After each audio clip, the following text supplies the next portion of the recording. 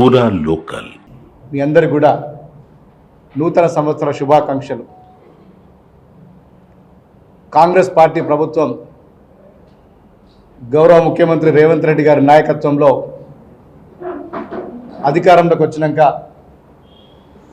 2 సంవత్సరాల పరిపాలన ముగిసింది.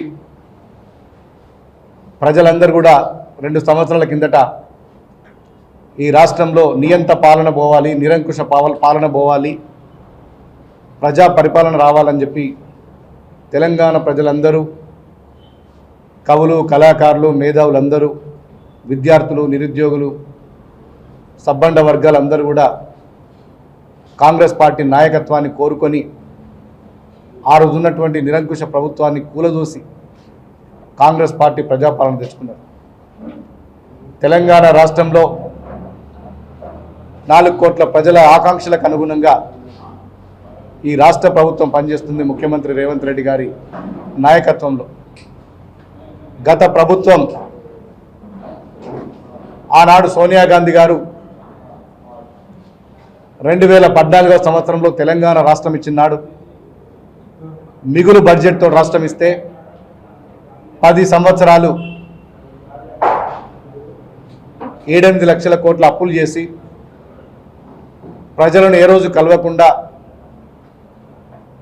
ప్రజలకు దూరంగా వారి పరిపాలన ఏ విధంగా కొనసాగిందో తెలంగాణ ప్రజలందరికీ తెలుసు. ఈ రాష్ట్రం అప్పుల కుప్పైపోయిన అయినప్పటికీ కూడా తెలంగాణ ప్రజలందరికీ సంక్షేమంలో కానీ అభివృద్ధిలో కానీ ఏమాత్రం కూడా వెనక్కి పోవద్దని చెప్పి ఎన్నికల సమయంలో ఇచ్చిన 6 గ్యారంటీలు, గతంలో బీఆర్ఎస్ చేసిన అన్ని సంక్షేమ పథకాలని అమలు చేస్తూనే కొత్తగా మేము ఎన్నికల సమయంలో చెప్పినట్టు దాదాపు ఇప్పటికీ 6 గ్యారంటీల్లో 80% పైగా హామీలు కూడా మేము నెరవేర్చినాం. మహిళలకు ఫ్రీ జర్నీ కావచ్చు ఆర్టీసీ బస్సుల్లో, పేద ప్రజలు వాడుకునే 200 యూనిట్ల లోపు కరెంటు వాడుకునే వాళ్ళకు ఉచిత కరెంటు కానీ, దేశంలో ఎక్కడా లేని విధంగా రైతాంగానికి 2 లక్షల లోపు రుణమాఫీ చేసిన ఏకైక ప్రభుత్వం మన తెలంగాణ ప్రభుత్వం, ముఖ్యమంత్రి రేవంత్ రెడ్డి గారి నాయకత్వంలో. గతంలో రైతు బంధు 5,000 ఇస్తుంటే ఒక 1,000 రూపాయలు అదనంగా పెంచి రైతు భరోసానిచ్చి రైతులకు అండగా నిలుస్తుంది కాంగ్రెస్ పార్టీ ప్రభుత్వం. 10 సంవత్సరాల్లో తెలంగాణ ఉద్యమంలో నీళ్లు, నిధులు, నియామకాల్లో అన్యాయం జరుగుతుంది, నిరుద్యోగులకు అన్యాయం జరుగుతుంది చెప్పినటువంటి కేసీఆర్ గారు 10 సంవత్సరాలకు ఎవరికి ఉద్యోగాలు ఇవ్వకపోగా మా ప్రభుత్వం వచ్చినాక చాలా తొందరలోనే 60-70 వేల ఉద్యోగాలు ఇచ్చి నిరుద్యోగులు ఆదుకున్నది కాంగ్రెస్ పార్టీ ప్రభుత్వం. మరీ ముఖ్యంగా 10 సంవత్సరాల కాలంలో ఏ ఒక్క పేదోనికి ఒక రేషన్ కార్డు ఇచ్చిన పాపన పోలేదు. ఇలా అర్హులైన మనందరికీ కూడా మేము రేషన్ కార్డులు ఇచ్చినాం. ఇలా ధనవంతులు, శ్రీమంతులు ఏ బియ్యం అయితే తింటున్నారో సన్న బియ్యాన్ని ప్రతి రేషన్ కార్డు లబ్ధిదారునికి సన్న బియ్యం ఇస్తుంది కాంగ్రెస్ పార్టీ ప్రభుత్వం. ముఖ్యంగా 10 సంవత్సరాల కాలంలో ఏ గ్రామంలో కానీ ఏ ఒక్క పేదోడికి బీఆర్ఎస్ ప్రభుత్వం ఒక ఇల్లు కట్టించిన పాపాన పోలేదు. కాంగ్రెస్ పార్టీ ప్రభుత్వం అధికారంలోకి వచ్చినాక మొదటి సంవత్సరంలోనే 3,500 ఇండ్లు మేము శాంక్షన్ ఇచ్చినాం. దాంట్లో దాదాపు సగానికి పైగా ఇండ్లు కట్టుకొని ఇలా గృహ ప్రవేశాలు కూడా చేసినటువంటి చరిత్ర కాంగ్రెస్ పార్టీ ప్రభుత్వం హయాంలో జరిగింది.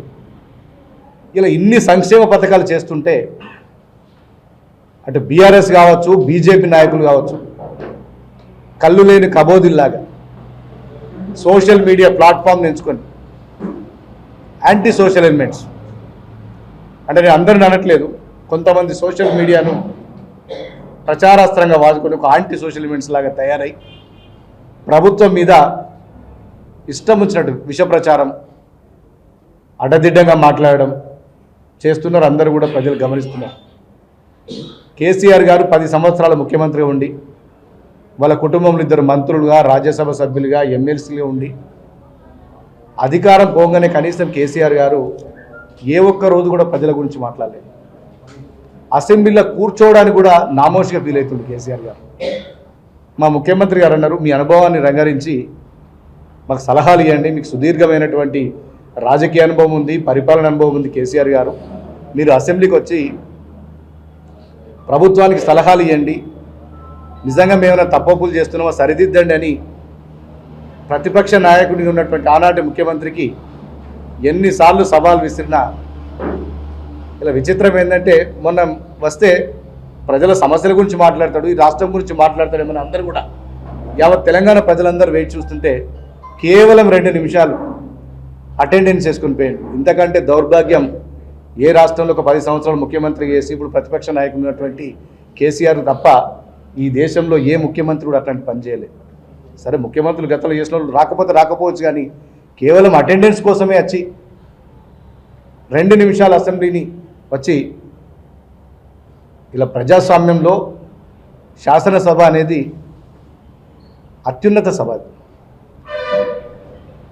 శాసనసభ అనేది ఒక దేవాలయం, ప్రజల సమస్యలు చర్చించే ఒక వేదిక. అట్లాంటి శాసనసభకు 2 సంవత్సరాల నుంచి మాజీ ముఖ్యమంత్రి గారు రాకపోవడం నిజంగా తెలంగాణ ప్రజలను అవమానించినట్టు. వాళ్ళు ఇంకా కూడా ఆ నియంతృత్వం, నిరంకుశ పోతలేదు. అసెంబ్లీ ఎన్నికల్లో ప్రతిపక్షానికి పాత్ర పరిమితం చేస్తే 6 నెలలలోపు జరిగినటువంటి పార్లమెంట్ ఎన్నికల్లో మీరు ప్రతిపక్షానికి కూడా పనికిరారు, అసలు మీ పార్టీ అవసరం తెలంగాణ రాష్ట్రంలోనే లేదని చెప్పి 17 పార్లమెంట్ సీట్లకు గుండు సున్నా ఇచ్చిండ్రు. అయినా కూడా మరి ప్రవర్తన మారతలేదు. మొన్న జరిగినటువంటి పంచాయతీ ఎన్నికల్లో కూడా పల్లెలన్నీ కూడా ఇలా కాంగ్రెస్ వైపే తీర్పునిచ్చినాయి. రేపు జనవరి చివరి మాసంలో కానీ లేదంటే ఫిబ్రవరి మాసంలో కానీ ఈ రాష్ట్రంలో మున్సిపల్ ఎన్నికలు జరగబోతున్నాయి. ఇలా పల్లెల తీర్పు ఏ విధంగా అయితే ఉందో పట్టణ తీర్పు అంతకంటే మించి కూడా ఇలా అన్ని మున్సిపాలిటీలను తెలంగాణ రాష్ట్రంలో దాదాపు మెజారిటీ మున్సిపల్ స్థానాలని కాంగ్రెస్ పార్టీ కైవసం చేసుకోబోతుంది. బీఆర్ఎస్ అవసరం కానీ బీజేపీ అవసరం కానీ తెలంగాణ ప్రజలకు లేదు. ఇలా కాంగ్రెస్ పార్టీ చేస్తున్నటువంటి అభివృద్ధి, సంక్షేమం, మా ముఖ్యమంత్రి రేవంత్ రెడ్డి గారి నాయకత్వంలో మేము ఎన్నికలకు పోతాం. గత 10 సంవత్సరాలు వాళ్ళు చేసినటువంటి ఘనకార్యాలన్నీ చెప్తాం. మేము ఈ 2 సంవత్సరాలు ఏమేమి అభివృద్ధి చేసినామో, ఏమేమి సంక్షేమం చేసినామో కూడా ఇలా ప్రజలకు వివరించి, పట్టణ ప్రజలకు వివరించి ఇలా మెజారిటీ మున్సిపల్ స్థానాల్ని, మరీ ముఖ్యంగా కరీంనగర్ కార్పొరేషన్లో కాంగ్రెస్ పార్టీ జెండా ఎగరవేయబోతుంది. మెజారిటీ సీట్లు సాధించి కరీంనగర్ కార్పొరేషన్తో పాటు ఈ జిల్లాలో ఉన్నటువంటి మున్సిపాలిటీలు, తెలంగాణలో ఉన్నటువంటి మెజారిటీ మున్సిపల్ స్థానాల్ని కాంగ్రెస్ పార్టీ గెలుచుకోబోతుంది. ఇలా కొంతమంది ప్రతిపక్ష నాయకుల పిచ్చి ప్రేలాపనలు, అబద్ధాలు ప్రచారం చేయడం మానేసి ప్రజా సమస్యల పరిష్కారంలో, అధికారం ఎవరికీ శాశ్వతం కాదు. కొన్నిసార్లు అధికారం ఉంటారు, కొన్నిసార్లు ప్రతిపక్షం ఉంటారు. కానీ మీరు అధికారం పోతే ప్రజలకే దూరం అయిపోయారు. అట్లాంటి విధానాలు మానుకోవాలని చెప్పి మరీ ముఖ్యంగా మా చొప్పదండి నియోజకవర్గం తీసుకున్నట్టుంటే 2 సంవత్సరాలు వాళ్ళు గత 10 సంవత్సరాల కాలంలో పాలనను పూర్తిగా గాలికి వదిలేసి ఇష్టారాజ్యంగా నడిపిండ్రు. నేను వాళ్ళ ఆశీర్వాదంతో ఎమ్మెల్యే అయినాక పెండింగ్ ఉన్నటువంటి ప్రాజెక్టులు, ముఖ్యంగా మా నియోజకవర్గంలో నారాయణపూర్ ట్యాంక్ సంబంధించి 43 కోట్ల ల్యాండ్ ఎక్విజిషన్ పెండింగ్ బిల్లు ఉంటే 10 సంవత్సరాల నుంచి ఒక 10 పైసల బిల్లు వేయకుండా ప్రాజెక్టును అట్లే కట్టిపెట్టి నేను మొన్న 23.5 కోట్లు విడుదల చేయించిన మా ముఖ్యమంత్రి రేవంత్ రెడ్డి గారితో, మంత్రి ఉత్తమ్ కుమార్ రెడ్డి గారితో మాట్లాడి మరో 20 కోట్లు కూడా వారం రోజుల్లో విడుదలై నిర్వాసితులందరికీ న్యాయం చేసి ప్రాజెక్టు పూర్తి చేసే బాధ్యత మేము తీసుకుంటాం. కేసీఆర్ గారు కొండగట్టు దేవాలయం ఉత్తర తెలంగాణలోనే ప్రసిద్ధమైనటువంటి పుణ్యక్షేత్రం. 2 సార్లు అక్కడ ముఖ్యమంత్రి హోదాలు వచ్చాడు. మా ప్రజలు అవహేళన చేస్తారు. నాయకుడు వచ్చిండు కానీ నయా పైస రాలేదు. ఇలా వాళ్ళు కొంతమంది టీఆర్ఎస్ నాయకులు మొన్న ఆ కొండగట్టు మరి తాకపోయినరా నాకు తెలియదు, కానీ మేము 100 కోట్లు ఇచ్చినామని 500 కోట్లు ఇచ్చినామని అబద్ధాలు చెప్తారు. దేవుని దగ్గర కూడా అబద్ధాలు చెప్తారు. కొండగట్టుకు బీఆర్ఎస్ హయాంలో ఒక్క రూపాయి కూడా మీరు ఇచ్చినట్టుంటే, ఒక్క రూపాయి, నేను ఛాలెంజ్ చేస్తున్నా ఈ కరీంనగర్ గడ్డ మీద మీడియా సాక్షిగా, బీఆర్ఎస్ హయాంలో ప్రభుత్వం నుంచి ఒక్క రూపాయి నిధులు కొండగట్టుకొచ్చినా నేను రాజకీయాల నుంచి తప్పుకుంటా. నా సవాల్ని ఎవరు స్వీకరిస్తారో స్వీకరించండి. నేను ఓపెన్గా ఛాలెంజ్ చేస్తున్నాను. కొండగట్టు దేవాలయానికి ఒక్క రూపాయి నిధులు ఇచ్చినా నేను రాజకీయాల నుంచి తప్పుకుంటా. నేను గతంలో పవన్ కళ్యాణ్ గారు, ఆంధ్రప్రదేశ్ రాష్ట్రానికి ఉప ముఖ్యమంత్రి ఉన్నటువంటి పవన్ కళ్యాణ్ గారిని గత సంవత్సరం వచ్చిన నేను పర్సనల్గా రిక్వెస్ట్ చేసి ఫాలోఅప్ చేస్తే, కొండగట్టు మీకు ఆరాధ్య దైవం, మీరు అనేక సార్లు వచ్చిండ్రు, ఈ దేవాలయానికి మీరు ఎంతో కొంత చేయండి అని చెప్పగానే ఇక్కడ ఖచ్చితంగా 100 గదుల 100 రూములు కట్టిస్తాం, మాల విరమణం మండపం కట్టిస్తామని చెప్పిండ్రు. సరే, కొంత ఆలస్యమైనప్పటికీ కూడా నేను సంవత్సరంన్నర నుంచి ఫాలోఅప్ చేస్తున్నా. పవన్ కళ్యాణ్ గారికి అనేక సార్లు లెటర్ రాసిన, చంద్రబాబు నాయుడు గారికి లెటర్ రాసినాం, లోకేష్ గారికి లెటర్ రాసినాం. వాళ్ళు స్పందించి దాదాపు 36 కోట్ల రూపాయలు కొండగట్టు ఆలయానికి కేటాయించిండ్రు. నేను చొప్పదండి నియోజకవర్గ ప్రజల పక్షాన పవన్ కళ్యాణ్ గారికి నేను మనస్ఫూర్తిగా కృతజ్ఞతలు తెలియజేస్తున్నా. పవన్ కళ్యాణ్ గారితో పాటు ఆ రాష్ట్ర ప్రభుత్వానికి 3వ తారీఖు నాడు పవన్ కళ్యాణ్ గారు మేమందరం కలిసి ఈ 100 రూమ్లకు శంకుస్థాపన చేయబోతున్నాం. మా ముఖ్యమంత్రి రేవంత్ రెడ్డి గారు కూడా కొండగట్టు అభివృద్ధికి మనం కూడా కట్టుబడి ఉన్నాం, నువ్వు పూర్తి స్థాయి ప్రణాళికలతో తీసుకోరా అని చెప్పి ముఖ్యమంత్రి గారు చెప్పిండ్రు. ఈ కార్యక్రమం తర్వాత ఒక మాస్టర్ ప్లాన్ కోసం, కొండగట్టు అభివృద్ధి కోసం ఒక పక్కా మాస్టర్ ప్లాన్ తోటి ముఖ్యమంత్రి గారికి నివేదిస్తాం. రాష్ట్ర ప్రభుత్వంతో కూడా చేయాల్సిన అన్ని కార్యక్రమాలు కూడా కొండగట్టుకు చేస్తాం.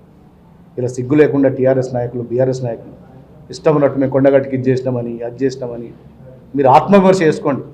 మీరు కొండగట్టుకి ఏం చేసిండ్రు, చొప్పదండి నియోజకవర్గానికి ఏం చేసిండ్రు, సార్ మీరు ఆత్మవిమర్శ చేసుకోండి. నేను ఏ ఒక్కరిని వ్యక్తిగతంగా విమర్శించదలుచుకోలే. మీ ప్రభుత్వ హయాంలో మీరు ఏం చేసిండ్రో దయచేసి మీరు ఆత్మవిమర్శ చేసుకోండి. మీరు బయటకు చెప్పాల్సిన అవసరం లేదు. కొండగట్టుకి ఏమైనా నిధులు ఇచ్చిండ్రా, లేకపోతే నారాయణపూర్ రిజర్వాయర్కి ఏమైనా నిధులు ఇచ్చిండ్రా, లేదంటే ఓటీల నిర్మాణం కూడా, ఓటీల నిర్మాణం 2 ఎమ్మెల్యేలు మారితే 2 ఎమ్మెల్యేలు మంత్రులు వచ్చి 2 సార్లు శంకుస్థాపన చేసినా తట్టెడు మట్టి తీయలేదు. నేను వచ్చినాక పనులు ప్రారంభించాను చొప్పద నియోజకవర్గంలో ఓటీల నిర్మాణం. ఆ 4 ఓటీలు కనుక పూర్తయి నారాయణపూర్ ప్రాజెక్టు పూర్తయితే చొప్పదండి నియోజకవర్గం తూర్పుగోదావరి, పశ్చిమ గోదావరి, కోనసీమ ఏ విధంగా అయితే తలపిస్తుందో ఇలా చొప్పదండి నియోజకవర్గం ఆ విధంగా తలపిస్తుంది. ఆ లక్ష్యంగా మేము చొప్పదండి నియోజకవర్గాన్ని తీసుకుపోవడానికి కృషి చేస్తున్నాం. 200 కోట్లతోటి ఇంటిగ్రేటెడ్ రెసిడెన్షియల్ స్కూల్ కూడా శంకుస్థాపన చేసినాం. ఇంతవరకు ఎక్కడ కూడా ప్రారంభం కాలే, కేవలం ఒక చొప్పదండి నియోజకవర్గంలో స్టార్ట్ అవుతుంది. నియోజకవర్గంలో గతంలో ఒక డిగ్రీ కాలేజ్ లేదు. ఇలా గంగాధర్లో ప్రభుత్వ డిగ్రీ కాలేజ్ శాంక్షన్తో పాటు బడ్జెట్ శాంక్షన్ కూడా తీసుకొచ్చినాం. జనవరి మొదటి వారం లేదంటే 2వ వారంలో డిగ్రీ కాలేజ్ కూడా భూమి పూజ చేయబోతున్నాం కాంగ్రెస్ పార్టీ ప్రభుత్వ హయాంలో. రామడుగులో అడ్వాన్స్డ్ ట్రైనింగ్ సెంటర్ తీసుకొచ్చినాం. మరికొన్ని సంవత్సరాల్లో ఒక 1-2 ఇయర్స్లో కొండగట్టున్నటువంటి జేఎన్టీయూని పూర్తి స్థాయి యూనివర్సిటీగా మార్చబోతున్నాం చొప్పదండి నియోజకవర్గంలో. రానున్న రోజుల్లో చొప్పదండి నియోజకవర్గం ఎడ్యుకేషన్కు హబ్గా, ఇరిగేషన్కు హబ్గా మారబోతుంది. రాష్ట్రం అంతటా కూడా చొప్పదండి మోడల్ అభివృద్ధిగా అని చర్చించుకునేలా రానున్న 3 సంవత్సరాల్లో మేము దాన్ని తీర్చబోతున్నాం. Thank you 1 and all.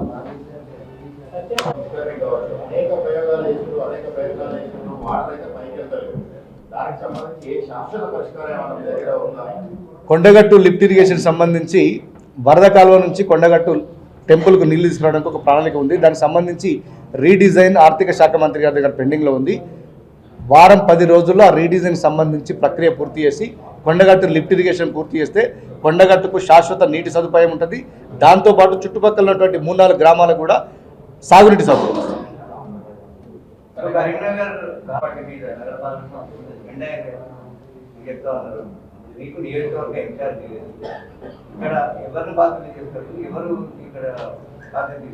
Party supreme దేనికైనా, పార్టీ అందరం కలిసి ఇక్కడ పార్టీకి బలమైన పునాదులు ఉన్నాయి, బలమైన కార్యకర్తలు ఉన్నారు. ఈ ఉమ్మడి జిల్లాకు సంబంధించినటువంటి 3 మంత్రులు ఉన్నారు. క్షేత్రస్థాయిలో బలంగా పనిచేసే కార్యకర్తలు వీళ్ళందరి సహకారంతో ఖచ్చితంగా డివిజన్లలో మంచి అభ్యర్థులను పెడతాం, మంచి ఫలితాలను సాధిస్తాం. రేపు ఎగరబోయేది కరీంనగర్ కార్పొరేషన్లో కాంగ్రెస్ జెండానే పెడతాం. పార్టీ నిర్ణయిస్తుంది, ప్రదేశ్ కాంగ్రెస్ కమిటీ నిర్ణయిస్తుంది. ఇక్కడ నుంచి మేము బేసిక్గా ప్రపోజల్ పంపుతాం. ప్రదేశ్ కాంగ్రెస్ కమిటీ మహేష్ కుమార్ గౌడ్ గారు, రేవంత్ రెడ్డి గారు వాళ్ళు ఫైనల్ చేసి సర్వే చేసి ఎవరైతే గెలుపు గుర్రాలు ఉన్నారో, ఎవరైతే గెలిచే సామర్థ్యం ఎవరికి ఉంది వాళ్ళని సెలెక్ట్ చేసి అభ్యర్థులు నిలుస్తారు. ప్రతిసారి పార్టీ పరంగా ఇక్కడ ఒక మేళా పెట్టి అప్లికేషన్లు తీసుకుంటుండ్రు. తీసుకున్న అప్లికేషన్లు పార్టీ కోసం పనిచేసి 20-30 పనిచేసిన వాళ్ళకు అవకాశాలు ఇవ్వకుండా ఎవరో కొత్త వాళ్ళకి ఇస్తే ఇక్కడ మీ పార్టీకి ఎటు పని చేయాలని చాలా మంది మీ పార్టీ దివ్య నాయకులు బాధపడతారు. గెలిపే ప్రామాణికంగా చూస్తాం. సీనియారిటీని అవసరమైతే నామినేటెడ్ పదవులు ఇతర వాటిలో వాడుకుంటాం. ఖచ్చితంగా డివిజన్లలో గెలిచే అభ్యర్థుల్ని పక్క పార్టీ వాళ్ళని కూడా గెలిపే అవకాశం తీసుకొని అవసరమైతే ఎస్.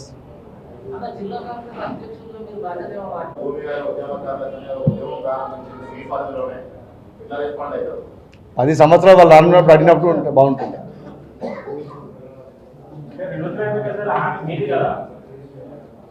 చేస్తాం మేము ఇచ్చినటువంటి 6 గ్యారంటీల్లో ఒక్కొక్కటిగా చేసుకుంటూ పోతున్నాం. ఇంకా కొన్ని మిగిలి ఉన్నాయి. రానున్న కాలంలో అది కూడా చేస్తాం.